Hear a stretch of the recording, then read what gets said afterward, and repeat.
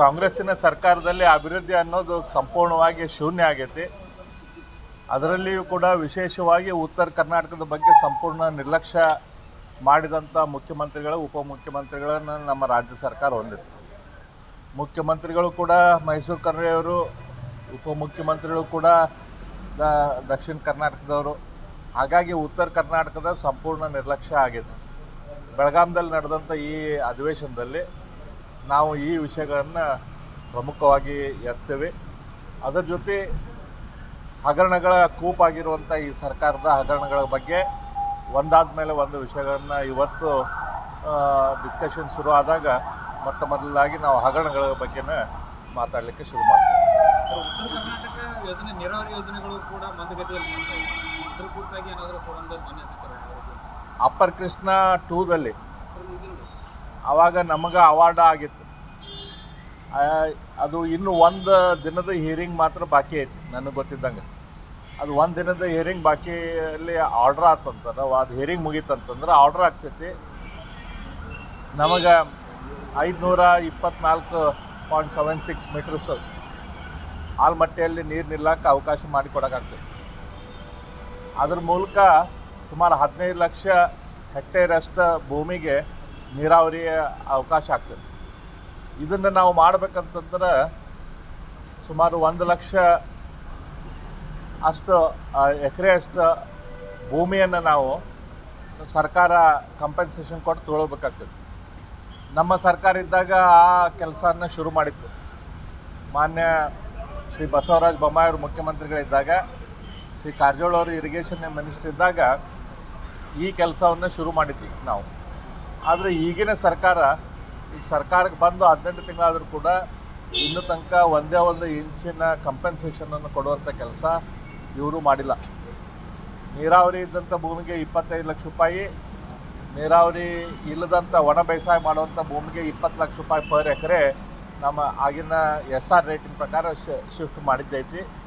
ಆ ಕಂಪೆನ್ಸೇಷನನ್ನು ಕೊಟ್ಟು ಭೂಮಿಯನ್ನು ಅಕ್ವಿಷನ್ ಮಾಡುವಂಥ ಕೆಲಸ ಶುರು ಮಾಡುವಂಥ ಅವಶ್ಯಕತೆ ಸರ್ಕಾರಕ್ಕೈತಿ. ಇಲ್ಲಂತಂದ್ರೆ ನಾಳೆ ಆರ್ಡ್ರ್ ಆದರೂ ಕೂಡ ನಮ್ಗೆ ಆ ನೀರನ್ನು ಉಪಯೋಗ ಮಾಡಿಕೊಂಡು ನೀರಾವರಿ ಬಳಕೆ ಮಾಡೋಕ್ಕೆ ಸಾಧ್ಯ ಆಗೋದಿಲ್ಲ. ಹಾಗಾಗಿ ಆ ವಿಷಯಗಳನ್ನು ಕೂಡ ನಾವು ಇರ್ತೇವೆ. ಕಾಂಗ್ರೆಸ್ ಸರ್ಕಾರದಿಂದ ಸಾಕಷ್ಟು ಹಗರಣಗಳಿದಾವೆ. ಅದರಲ್ಲಿ ಬಿಜೆಪಿಯಲ್ಲಿ ಎಲ್ಲ ಒಂದು ಕಡೆ ಒಗ್ಗಟ್ಟಿನ ಪ್ರದರ್ಶನ ಕಡಿಮೆ ಆಗಿದೆ.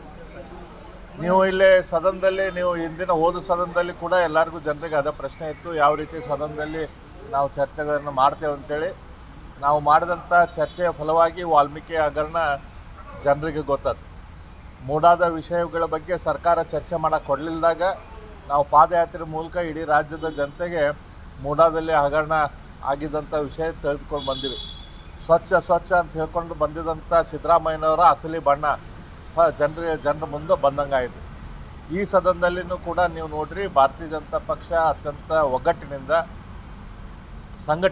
ಸಂಘಟಿತವಾಗಿ ಸರ್ಕಾರದ ಎಲ್ಲ ಕರ್ಮಕಾಂಡ ಹೊರಗೆ ಹಿಡಿಯುವಂಥ ಕೆಲಸ ಮಾಡ್ತೀವಿ. ವಕಫ್ ವಿಚಾರದಲ್ಲಿ ಬಿಜೆಪಿ ಒಡೆದ ಮನೆ ಹಾಗೇನಿಲ್ಲ. ವಕಫ ವಿಚಾರ ಏನಿತ್ತಲ್ಲ, ಯಾರೋ ಒಬ್ಬರು ಹೋರಾಟ ಮಾಡಿದ್ರೆ ನಡೆಯೋಲ್ಲ. ಇಡೀ ರಾಜ್ಯದ ಸಂಪೂರ್ಣ ಎಲ್ಲ ಜನರಿಗೂ ಕೂಡ ಸಂಬಂಧ ಇದ್ದಂಥ ವಿಷಯ ಇದೆ. ಹಾಗಾಗಿ ಎಲ್ಲ ರೀತಿಯಿಂದ ಎಲ್ಲ ಹಂತದಲ್ಲಿ ಕೂಡ ಈ ಹೋರಾಟ ಮಾಡಬೇಕಾಗ್ತೈತಿ. ಹಾಗಾಗಿ ಅವರೇ ಕೇವಲ ಒಬ್ಬರು ಇಬ್ಬರು ಇದು ಹೋರಾಟ ಮಾಡಿದ್ರೆ ನಡೆಯೋದಿಲ್ಲ. ಹಾಗಾಗಿ ನಮ್ಮ ಪಕ್ಷದಲ್ಲಿ ಎಲ್ಲರೂ ಕೂಡ ನಾವು ಕೂಡಿ ಹೋರಾಟ ಮಾಡ್ತಾ ಇದ್ದೇವೆ. ಇಂಡಿಪೆಂಡೆಂಟ್ ಆಗಿ ಕೂಡ ನಾವು ಹೋರಾಟ ಮಾಡ್ತಿದ್ದೇವೆ. ಜನರಿಗೂ ಕೂಡ ನಾವು ವಿನಂತಿ ಮಾಡ್ಕೊಂತೀವಿ, ನೀವು ನಿಮ್ಮ ಹಂತದಲ್ಲಿ ಹೋರಾಟ ಮಾಡಿ. ಹೈಕಮಾಂಡ್ ಕೂಡ ಸರಿಯಾಗಿ ಚಿಕಿತ್ಸೆ ಕೊಡಲಿಲ್ಲ. ಹೈಕಮಾಂಡ್ ಏನು ಚಿಕಿತ್ಸೆ ಕೊಡಬೇಕು ಅದನ್ನು ಕೊಟ್ಟೈತಿ. ಹಾಗಾಗಿ ಆಂತರಿಕ ಕಲಾ ಈಗ ಶಮನ ಆಗೈತಿ.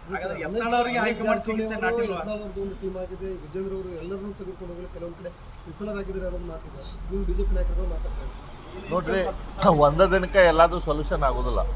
ಸೊಲ್ಯೂಷನ್ ಆಗಕ್ಕೆ ಟೈಮ್ ಹಿಡಿತೈತಿ. ಸೊಲ್ಯೂಷನ್ ಆಗ್ತೈತಿ. ಸರ್ಕಾರ ನಮ್ಮ ಹೈಕಮಾಂಡಿಗೆ ಅದರಲ್ಲಿ ಸ್ಟೆಪ್ಸ್ ತೊಗೊಂಡೈತಿ. ಇನ್ನೂ ಕೂಡ ಮುಂದೆ ಕೂಡ ಸ್ಟೆಪ್ಸ್ ತೊಗೊತೈತಿ. ಒಂದೇ ದಿನಕ್ಕೆ ಎಲ್ಲ ಸೊಲ್ಯೂಷನ್ನು ಸಿಗೋದಿಲ್ಲ. ಹೊರತುಪಡಿಸಿ ಉಳಿದವ್ರಿಗಷ್ಟೇ ಚಿಕಿತ್ಸೆ ಕೊಡ್ತಾ ಹೈಕಮಾಂಡ್.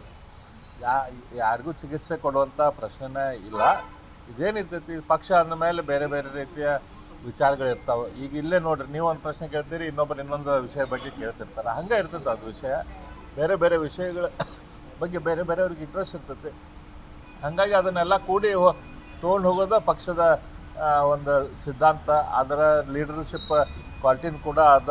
ಎಲ್ಲರನ್ನೂ ಕೂಡಿ ಕರ್ಕೊಂಡು ಹೋಗೋದು ಪಂಚಮಸಾಲಿ ಅದಾಗ್ತದೆ. ಹೋರಾಟದಲ್ಲಿ ಆಡಳಿತ ಪಕ್ಷದ ಸಚಿವರು ಮತ್ತು ಏನು ಸಮಾಜದ ಪಂಚಮಸಾಲಿ ಸಮಾಜದ ಸಚಿವರು ಶಾಸಕರು ಭಾಗಿಯಾಗ್ತಾ ಇಲ್ಲ ಅನ್ನೋ ನಾನು ಒಪ್ತೇನೆ. ಆಡಳಿತ ಪಕ್ಷದ ಸಚಿವರಾಗಲಿ ಶಾಸಕರಾಗಲಿ ಪಂಚಮಸಾಲಿ ಸಮಾಜದವರು ಯಾವ ರೀತಿ ಈ ಹೋರಾಟದಲ್ಲಿ ಭಾಗವಹಿಸಬೇಕು ಅದರಲ್ಲಿ ಭಾಗವಹಿಸ್ತಾ ಇಲ್ಲ. ಅವರು ಮರೆತು ಬಿಟ್ಟಿದ್ದಾರೆ. ಅವರ ಅಧಿಕಾರಕ್ಕೆ ಬಂದಿದ್ದ ಪಂಚಮಸಾಲಿ ಹೋರಾಟದಲ್ಲಿ ಅವ್ರ ಮುಂಚೂಣಿಯಲ್ಲಿ ಬಂದು ಭಾಗವಹಿಸಿದ್ರಿಂದ ಸಮಾಜದ ಋಣ ಅವ್ರ ಮೇಲೆ ಐತಿ. ಒಬ್ಬ ಆರಿಸಿ ಬರ್ಬೇಕಂತಂದ್ರೆ ಎಲ್ಲ ಸಮಾಜದವ್ರದ್ದು ಆಶೀರ್ವಾದ ಬೇಕಾಗ್ತೈತಿ.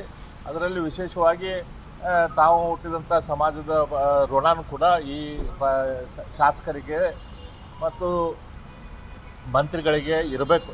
ಆದರೆ ಅವರು ಈ ಹೋರಾಟದಲ್ಲಿ ಯಾವ ರೀತಿಯಲ್ಲಿ ಭಾಗವಹಿಸಬೇಕು ಆ ರೀತಿ ವಹಿಸ್ತಾ ಇಲ್ಲ ಅನ್ನುವಂಥ ದುಃಖ ನಮಗೂ ಕೂಡ ಇದೆ. ಬಿಜೆಪಿ ಸರ್ಕಾರ ಆಡಳಿತದಲ್ಲಿದ್ದಾಗ ಇದೇ ಲಕ್ಷ್ಮೀ ಹೆಬ್ಬಾಳ್ಕರ್ ಆಮೇಲೆ ಕಾಶ್ಯಪ್ ಅವರೆಲ್ಲರೂ ಹೋರಾಟ ಮಾಡ್ತಾ ಇದ್ರು. ಬಟ್ ಯಾರು ಧ್ವನಿ ಇರ್ತಾ ಇಲ್ಲ. ಕೇಳ್ರಿ, ನೀವು ಅವ್ರಿಗೆ ಕೇಳ್ರಿ. ಅವಾಗ ಹೋರಾಟ ಮಾಡ್ತಿದ್ರಿ, ಈಗೆಲ್ಲ ಮಕ್ಕೊಂಡ್ರಿ ಅಂತ ಕೇಳ್ರಿ ಅವ್ರಿಗೆ. ಗೌಡ ಸಮಾಜದ ಮುಖಂಡರಾಗಿ ಅವ್ರನ್ನ ಏನಾದರೂ ಕರೆತರುವ ಪ್ರಯತ್ನ ಮಾಡ್ತೀರಾ? ಯಾವ ರೀತಿ? ನೋಡ್ರಿ, ನಾವು ಯಾರಿಗೆ ಕರಿತಾರೋ ಅಂತ ಇದು ಪ್ರಯತ್ನ ಮಾಡೋದಿಲ್ಲ. ಜನ ನೋಡ್ತಿರ್ತಾರೆ ಯಾರು ಡೊಂಗಿ ಹೋರಾಟ ಮಾಡ್ತಾರೆ, ಯಾರು ನಿಜವಾದ ಹೋರಾಟ ಸಮಾಜದ ಬಗ್ಗೆ ಕಳಕಳಿ ಐತಂತೆ ಜನ ನೋಡ್ತಿರ್ತಾರೆ. ರಾಜಕಾರಣದಲ್ಲಿ ಒಂದಿನದ ರಾಜಕಾರಣ ಇರೋದಿಲ್ಲ.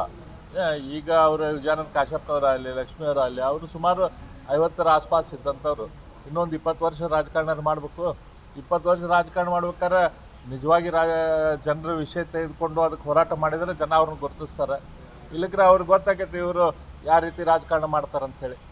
ಅವರು ತಮ್ಮ ಒಳಿತಿಗಾಗಿ ನಿಜವಾದ ಜನರ ಕಳಕಳಿ ಇರುವಂಥ ಕೆಲಸದ ಬಗ್ಗೆ ಅವರು ಸ್ಪಂದಿಸುವಂಥ ಕೆಲಸ ಮಾಡಬೇಕು. ನಾಳೆ ಹೋರಾಟ ಐತಿ. ಅವ್ರ ಹೋರಾಟದಲ್ಲಿ ಎಷ್ಟು ಮಟ್ಟಿಗೆ ಅವ್ರು ಬಂದು ಭಾಗವಹಿಸ್ತಾರೆ ನಾವು ನೋಡ್ತೇವೆ. ಹೋರಾಟಕ್ಕೆ ಜಿಲ್ಲಾಡಳಿತ ಎಲ್ಲೊಂದು ಕಡೆ ಟ್ರ್ಯಾಕ್ಟರ್ನ ನಿಷೇಧನ ಮಾಡಿದ್ದಾರೆ. ಅಂದ್ರೆ ಜಿಲ್ಲೆಗೆ ಎಂಟ್ರಿ ಆಗಿದೆ. ನೋಡ್ರಿ, ಅವ್ರು ಟ್ರ್ಯಾಕ್ಟರ್ ನಿಷೇಧ ಮಾಡಲಿ ಏನಾದರೂ ನಿಷೇಧ ಮಾಡಲಿ ಹೋರಾಟ ನಡೆಯೋದಂತೂ ನಡೀತೈತಿ. ಯಾವ ಟ್ರ್ಯಾಕ್ಟರ್ ಸಂಬಂಧನ ಹೋರಾಟ ಇದು ಅಂತಿಲ್ಲ. ಅವ್ರು ಟ್ರ್ಯಾಕ್ಟರ್ ನಿಷೇಧ ಮಾಡಲಿ, ನಾವು ಹೋರಾಟ ಮಾಡೋದು ಹೆಂಗೈತಂತೆ ನಮ್ಗೆ ಗೊತ್ತೈತಿ. ಇಡೀ ರಾಜ್ಯದಿಂದ ಪಂಚಮಸಾಲಿ ಗೌಡ ಲಿಂಗಾಯತರು, ಗೌಡರು, ದೀಕ್ಷರು ಎಲ್ಲರೂ ದೊಡ್ಡ ಪ್ರಮಾಣದಲ್ಲಿ ಬರ್ತಾರೆ. ದೊಡ್ಡ ಪ್ರಮಾಣದಲ್ಲಿ ಹೋರಾಟ ಆಗ್ತೈತಿ. ಏನೇ ಮಾಡಿದರೂ ಸರ್ಕಾರಕ್ಕೆ ಈ ಹೋರಾಟ ನಿಲ್ಸಕ್ಕೆ ಸಾಧ್ಯ ಆಗೋದಿಲ್ಲ. ಓಕೆ.